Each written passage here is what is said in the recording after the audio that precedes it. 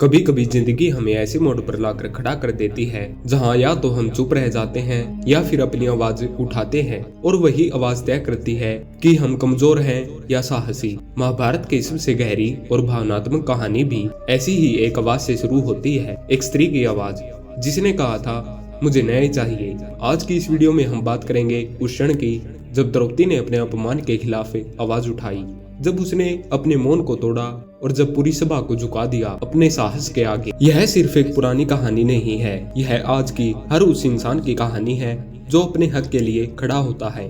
महाभारत की सभा भरी हुई थी ज्ञानी जनों से, योद्धाओं से। वहां बैठे थे भीष्म पितामह, द्रोणाचार्य, कृपाचार्य, धृतराष्ट्र, दुर्योधन, दुशासन और वहीं लाई जाती है द्रौपदी, एक स्त्री जिसे उसके अपने पति ने जुए में दांव पर लगा दिया था। द्रौपदी जिसने 5 महान पांडवों की पत्नी होकर भी उस समय खुद को बिल्कुल अकेला पाया। उसके शरीर पर वस्त्र तो थे लेकिन उसकी आत्मा चूर चूर हो चुकी थी। सभा में सन्नाटा था पर उस सन्नाटे के बीच द्रौपदी की आवाज गूंज उठी, क्या मैं वस्तु हूँ? क्या मुझे किसी खेल में दांव पर लगाया जा सकता है? उसकी आवाज कांप रही थी लेकिन उसमें जो शक्ति थी उसने पूरी सभा को हिला दिया।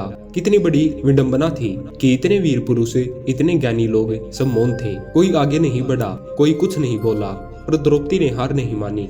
उसने श्री कृष्ण को पुकारा और वही पुकार इतिहास बन गई, क्योंकि वह पुकार सिर्फ उसकी रक्षा के लिए नहीं थी। वह पुकार हर उस स्त्री, हर उस व्यक्ति की थी जिसने कभी अपमानित किया गया हो और जिसने फिर भी अपनी आवाज बुलंद की। उस दिन द्रौपदी ने साबित किया कि शक्ति सिर्फ हथियारों में नहीं होती, शक्ति शब्दों में भी होती है। साहस सिर्फ युद्ध भूमि में नहीं दिखाया जाता, साहस तो तब दिखाया जाता है जब दुनिया के खिलाफ खड़े होकर न्याय चाहिए कहा जाता है। अगर आप गौर करें तो द्रौपदी की कहानी आज के समय से बहुत मिलती जुलती है। आज भी बहुत से लोग ऐसे हैं जो सच में जानते हैं। बहुत से लोग अपमान, अन्याय और डर के आगे झुक जाते हैं, लेकिन द्रौपदी ने सिखाया जब तक तुम अपने लिए नहीं बोलोगे कोई तुम्हारे लिए नहीं बोलेगा। जब दुशासन ने उसे सभा के बीच खींचा तो उसने आसमान की ओर देखा और कहा, हे केशव, अब तेरा धर्म है मेरी लाज बचाना। और तभी हुआ वो चमत्कार। द्रौपदी के वस्त्र कभी खत्म नहीं हुए। वो पल सिर्फ एक दिव्य चमत्कार नहीं था बल्कि एक प्रतीक था, एक संदेश था कि जब इंसान सच्चे हृदय से न्याय की मांग करता है तो स्वयं भगवान भी उसकी रक्षा के लिए उतर कर आते हैं। द्रौपदी की आंखों में आंसू थे पर उन आंसुओं में हार नहीं थी, उनमें एक आग थी, अपमान की, अन्याय की और उस न्याय की जो उसे पाना था। वह सभा उस दिन सिर्फ एक युद्ध की नींव नहीं बनी बल्कि उसने आने वाली पीढ़ियों को यह सिखा दिया कि चुप रहना भी अन्याय का साथ देना है। आज के समय में जब कोई व्यक्ति, कोई महिला या कोई आम इंसान अन्याय के खिलाफ आवाज उठाता है तो उसमें द्रौपदी की आत्मा जीवित होती है। हर बार जब कोई ना कहता है गलत बातों को, हर बार जब कोई सही के लिए अकेला खड़ा होता है, वह द्रौपदी की तरह ही न्याय के लिए पुकार रहा होता है। महाभारत में कहा गया है, जो धर्म की रक्षा करता है धर्म उसकी रक्षा करता है।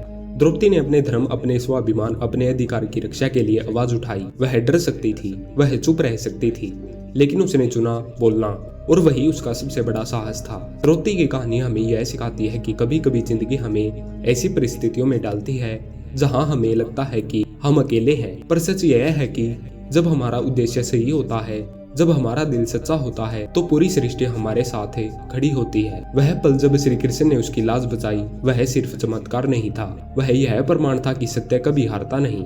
वह पल हमें यह याद दिलाता है कि चाहे पूरी दुनिया आपके खिलाफ क्यों न हो, अगर आप सच के साथ हैं तो ब्रह्मांड आपके पक्ष में है। अब जब हम द्रौपदी की कहानी सुनते हैं तो हमें यह समझना चाहिए कि यह सिर्फ एक स्त्री की कहानी नहीं है, यह हर उस इंसान की आवाज है जिसने कहा अब बस, अब मुझे न्याय चाहिए। तो अगर जिंदगी में कभी आपको लगे कि आप अकेले हैं, अगर लगे कि कोई बात नहीं सुन रहा, तो याद कीजिए द्रौपदी को। वह अकेली थी पर उसकी सच्चाई ने पूरे इतिहास को बदल दिया। वह अपमानित हुई लेकिन उसका साहस अमर हो गया और यही उसकी असली जीत थी। द्रौपदी ने हमें यह सिखाया है कि मौन रहना आसान है पर अन्याय के खिलाफ आवाज उठाना ही असली धर्म है। उसकी कहानी हमें याद दिलाती है कि न्याय कभी मांगा नहीं जाता, उसे अर्जित किया जाता है। और जब तुम अपने हक के लिए खड़े होते हो तो तुम्हारी आवाज सिर्फ तुम्हारी नहीं होती, वह हर उस इंसान की आवाज बन जाती है जिसने कभी दर्द, अपमान या अन्याय सहा है।